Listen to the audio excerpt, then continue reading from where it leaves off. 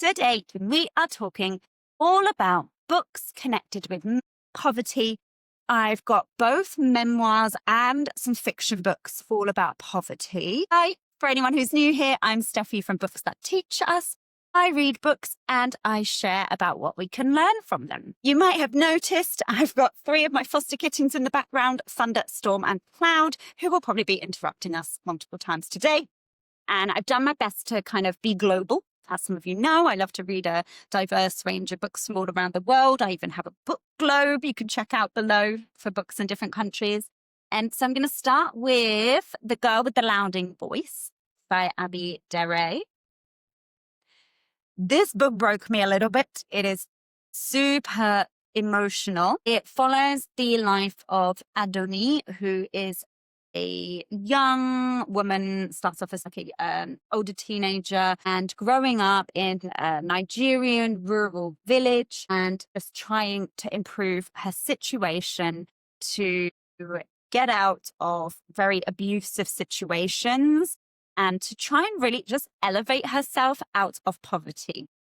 There's a lot of learning here about what it's like to live in Nigeria in terms of the discrepancies there between poverty and wealth. So we see poverty at the beginning in a village, and then Adoni, she runs away and she tries her best to get to a better situation by becoming a domestic worker, and is then exploited by the people around her. Just, I think in all the poverty books, like the level of exploitation of particularly women is rampant and absolutely shocking and something that we should all be talking about more. And so she goes to work as a maid in a house of very rich Nigerians and sees what's happening.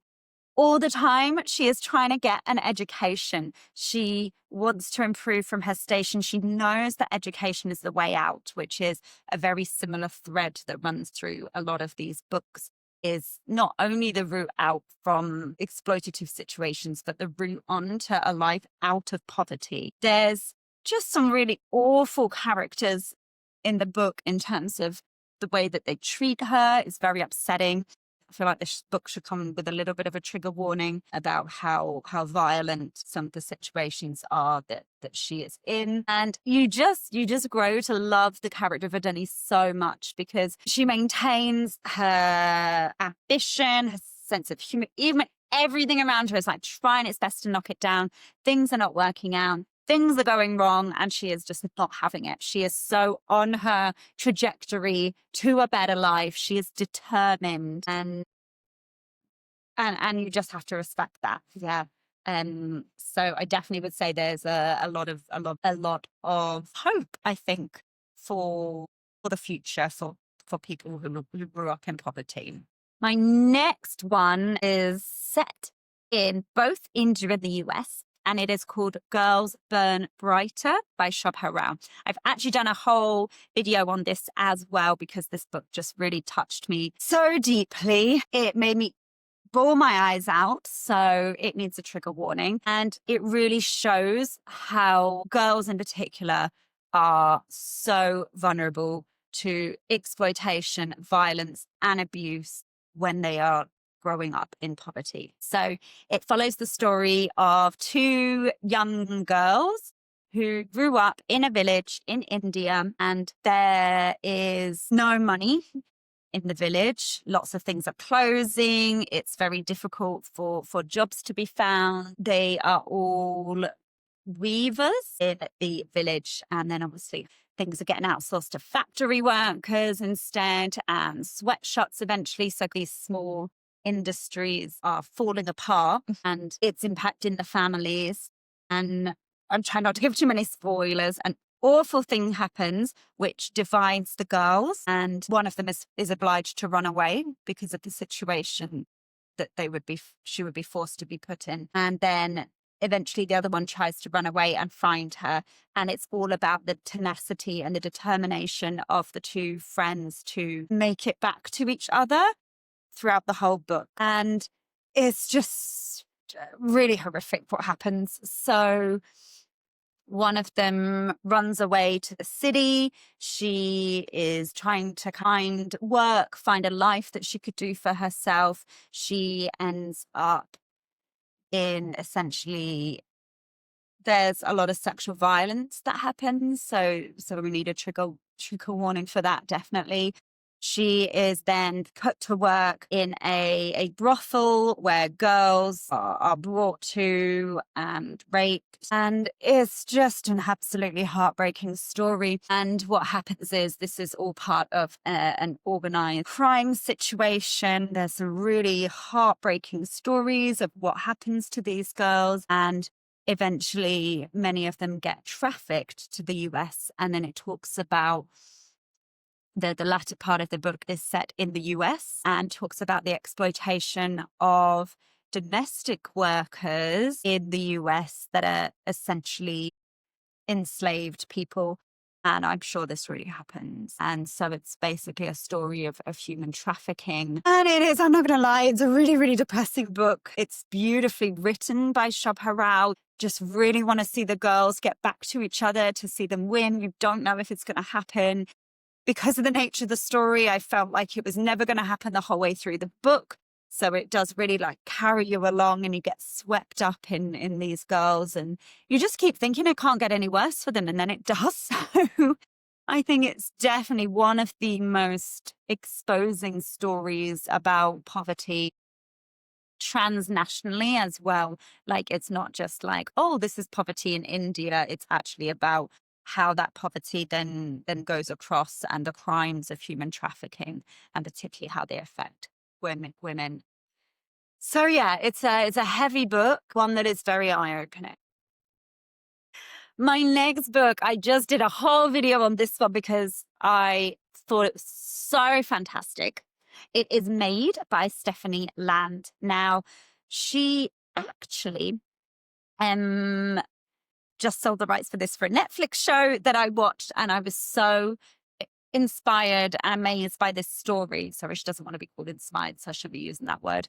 I was so awestruck of this story, and I then found the book in the library and went to read it. And it's quite interesting. I think it's really good to watch the show and this because it gives quite a more overview and a slightly different perspective of her life. And so this is a memoir. It's all based on Stephanie Land's own story, which is the story of running away from an abusive relationship, living in domestic violence shelters, and trying to create a better life for her daughter as a single mother. And her tenacity and determination is absolutely gobsmacking when everything is trying to kick her down. The stigma that she gets for not only for being a single mother, but for actually just trying to keep a roof over their heads. She is working as a maid, as a domestic worker for a cleaning company. The minimal wage that she gets paid there, the fact how if her daughter's sick, she still has to basically send her to nursery, even though she knows she shouldn't because she has to work. And there are a lot of references to the emotional abuse that she suffered at the hands of her baby daddy while they were together, and just Stephanie's determination to make a better life for her and her daughter. It's lovely. Some parts of it, they're told in different chapters of the houses that she cleans. So you get all these little like nosy snippets into these people's lives. And she's realizing, well, they don't seem any happier than I am, some of them. And they've got these huge big houses. And really that lesson of, well why aren't they happy with all this wealth that they have? And again, it's that lesson of Stephanie knows an education is her way out.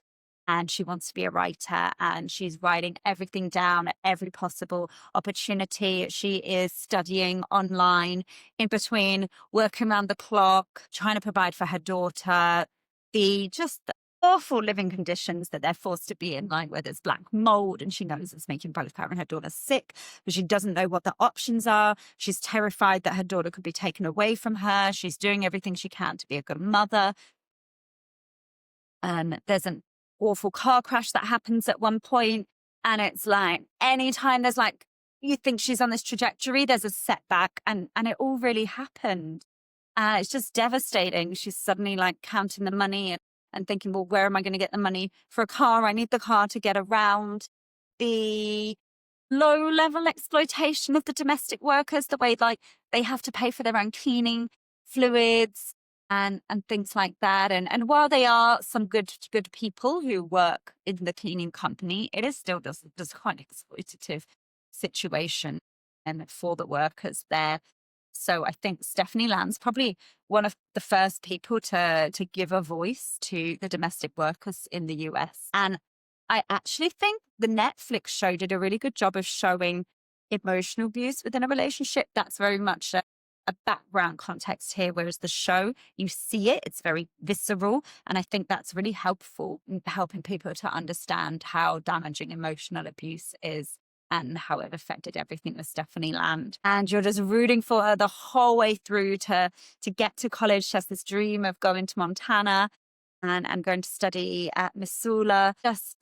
It's just everything, like just how the love for her daughter encapsulates everything and how determined she is, even when these things are really kicking her down.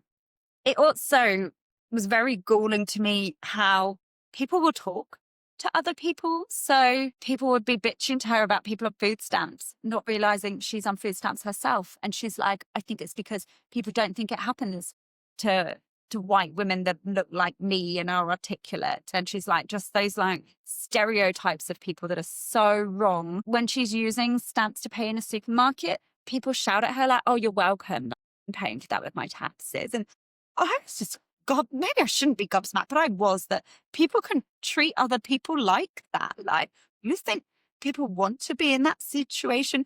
Both this book and the other poverty memoir that I'm going to talk about was just absolutely shocking, the way that people feel entitled to talk to women like that who are single mothers. It just broke my heart. Just so much stigma there. And the fact that like this aid isn't even really helping people properly. She's on 7 types of government aid at one point and is still having to work full time to provide for her daughter. It's just, there's so much social change that needs to happen. And this book makes it very, very clear. Right. This one is very similar in relation to Maid, but very different in some ways. This book is called Skint Estate by a woman called Cash Carraway, who has a very similar story to Stephanie Land, in that they are both single mothers who got themselves out of abusive relationships. This one was a physical relationship, and are just doing their best to provide for their daughters, to get out of there, to get on with life. And their determination and pure willpower is what does it when there is no one else around helping. And that's the other thing I was going to mention about Maid as well, is that you just can't believe that parents, like the parents of the single mums in the story, are so horrendous. Like the situations that they grew up in are just devastating, and situations where there's just very little love there. These children are neglected, abused children, and then breaking that cycle of becoming these amazing women for their daughters. It is everything. So this one is not for those who get easily offended or for the faint-hearted. I feel like Maid is like the one that's like palatable for people to read about poverty. This one is angry and brutal and open, and she is not doing everything right, and she is opening herself up for judgment. And I think that is what makes this book so powerful. Her anger is just tenable the whole way through this story, justifiably so, because of the situations she's in. She works in the sex industry at points. She has worked as a stripper. She works in a peak show when she is heavily pregnant. There is a lot here that might upset some readers. So I would say you definitely need to have an open mind to read this book. It is the British equivalent of Maid, I would say. And it's kind of very British because of it. It has the C word in it. So yeah, definitely not. If you're easily offended by stuff, don't read this book. The honesty and the vulnerability that she shares in this story are so impressive. And there's just some really real parts in it which just make you want to scream at the government, at some of the people in her life. Again, grew up in an abusive household. The mother was abusive and then ends up, following out those patterns. Even with a friend, which was one of the shocking things, that she was in an abusive friendship with a very controlling man. And that really quite shocked me, because I think we only think of it in like romantic sexual relationships. So that really blew my mind. Again, very similar to Stephanie Land. Cash Carraway wants to be a writer. She wants to write, and she spends every minute where she is not working trying to write down her story, write what's happening. She has a blog where she writes about it. This story, she's quite a political person. She's furious at the right-wing government and the austerity measures that they were taking from 2010 onward, where she found herself pregnant at that time. The realities of living in refuges and domestic violence shelters, of how the government just keep moving people around and taking them away from their support networks. Her determination to stay in London it's really heartbreaking, when they basically get told the only hostel that you women can go to is outside of London's. And it's in a tiny little racist village in the countryside. And that's where they get shipped to, where she talks about it's like the cleansing of London of single mothers and children. They don't want them there. They're not paying enough rent. The fact that the single mothers in the story are expected to pay 6 months rent up front by a landlord, just how is that legally allowed to happen? Like, yes, she's angry. Yes, this book makes you angry, and it should. It is just gut-wrenching, and I really hope people are reading this and people are voting better, basically voting for the most vulnerable in society, voting to help people who've been brave enough to get themselves out of abusive situations, for young mothers that want to do the best for their children and are trying everything for it. I'd love to know. I've never really heard people talk about this book much. I'd love to know if you've read it. There was going to be a TV series of it, but I'm not sure if that's still in the works or not, because Cash Carraway just felt it was so about her own life. She felt like she needed to stop writing about her own life. And she now is a successful writer, and she's won an award recently for her writing for the BBC. So yeah, I just very gut-wrenching and telling the truth, this book. Okay, I've got one more memoir on the list, which is The Glass Castle by Jeanette Walls. And this one is told from the point of view of Jeanette herself, of her childhood, and what it was like growing up in an unstable household, in and out of poverty, what it's like growing up with parents who there's neglect there, but there's love there, and just how confusing that must have been. The father is an alcoholic, and the instability that makes happen. Right at the beginning of the book, we know that Jeanette has pulled herself out of poverty and out of these situations, and her parents refuse to be. They are living hopeless and choosing that. And there's definitely like mental health problems that are happening in the book. And I think just obviously as a teacher and you're very invested in the well-being of children, and you just can't really believe that there are parents out there like this. At one point, one of the children, they fall out the side of the car, and the parents don't come back for ages. And Jeanette thinks they're not coming back for me. She's probably about 5 or something.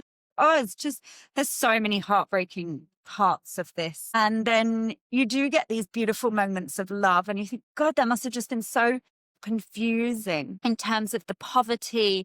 It's like the parents' refusal to haul themselves out of poverty, although they are very supportive of the children getting an education, but they're always moving them around.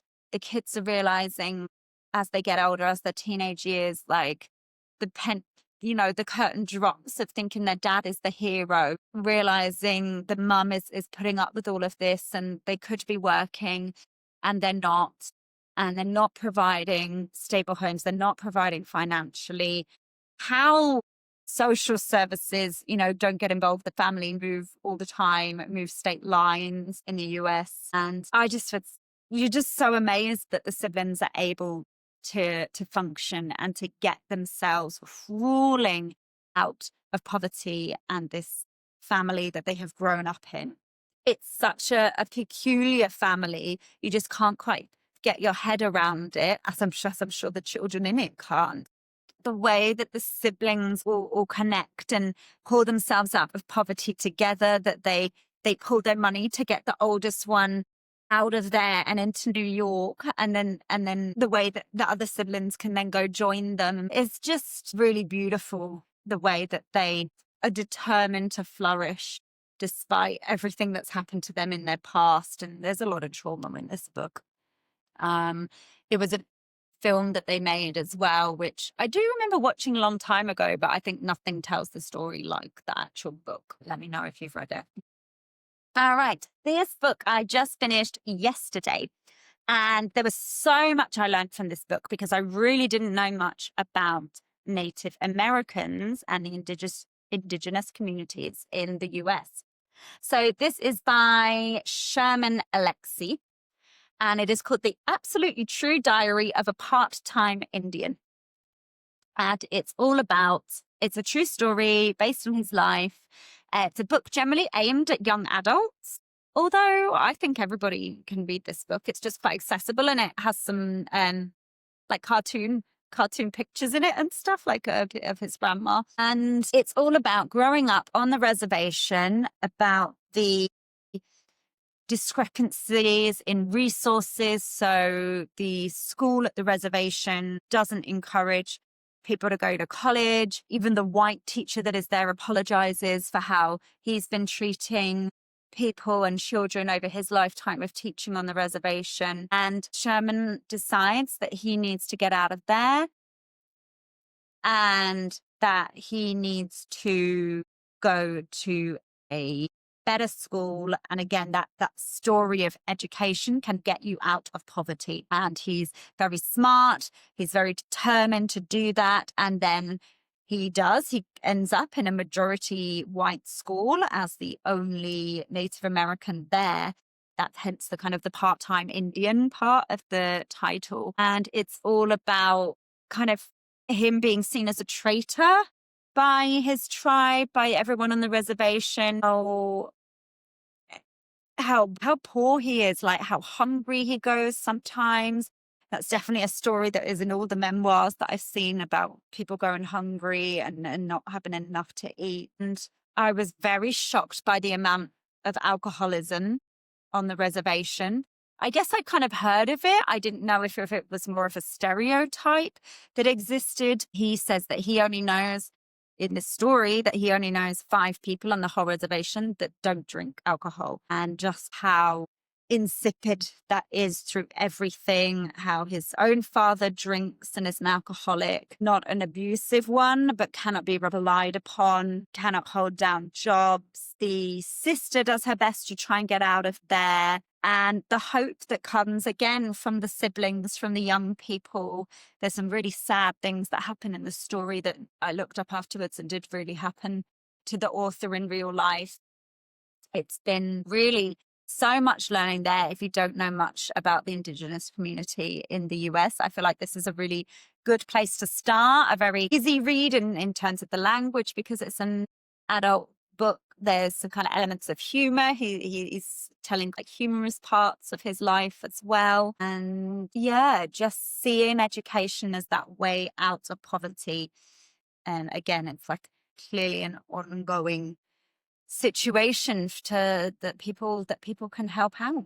I think that's why my next book was so quite galling. So I've got another memoir, which is Educated by Tara Westover. One of the more popular books on my list, so some of you might have read it, but it's about Tara growing up in a very dysfunctional, abusive family who are Mormons, and a very, very extreme type of Mormon. In fact, a lot of Mormons reject the family because of how they are, and they do not see education as the way out. Tara Westover actually has to homeschool herself. And it's again that like decision of people not trying to get out of poverty and just being like, well, this is how it is and this is how we are.